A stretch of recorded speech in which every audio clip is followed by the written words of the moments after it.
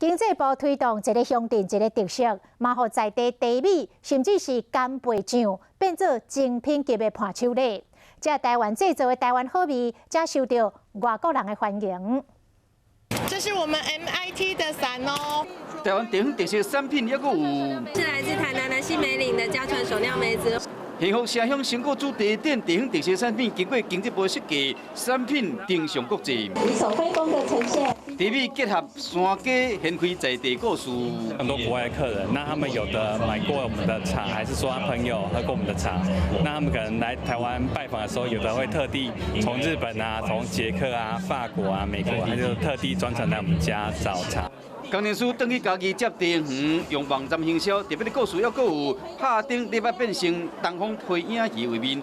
卖时顺干贝酱是老母为国外读册查某囝专工做的料理。这东西因为很简单，没有什么火腿、虾米，所以呢，它可以带到世界各国，带到美国啊、澳洲都很多人。